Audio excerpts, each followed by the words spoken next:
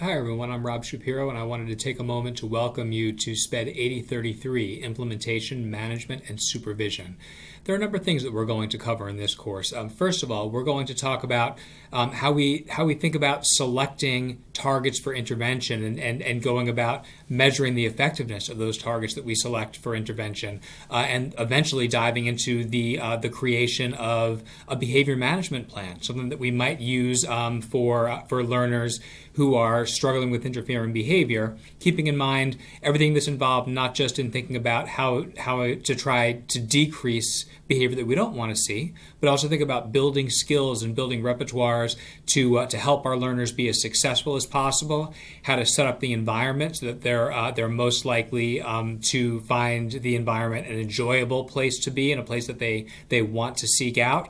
to make interfering behavior less relevant. And then after that, we're going to really dive into what's involved in supervision. And there's a couple of levels involved in supervision. There's the supervision of the behavior technicians or other people that are going to be expected to implement the procedures that we design, because really there's a lot of the power in applied behavior analysis comes from that. While we may design specific tactics based on the principles of applied behavior analysis, we can affect far greater change than just by implementing those tactics ourselves. By being able to teach other people how to effectively implement those procedures, we can impact a far greater number of people to a far greater degree than if we had to do it all ourselves. So we'll talk about strategies that are involved in making sure that those that we're entrusting to implement our procedures are able to do so consistently and accurately, take good data on those procedures.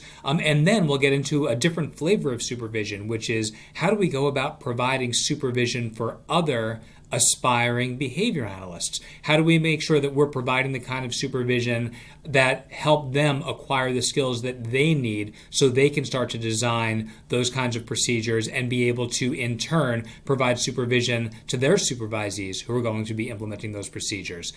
So again, kind of a cool class, and really interesting to sort of dive into, first of all, how we design the things that we're going to design, what kind of considerations we have to take into account about them, but then also how do we provide that effective supervision to make sure we're able to get a certain amount of economy of scale and impact the greatest positive change possible. So looking forward to having you in the class and hoping we all learn a lot. See you soon.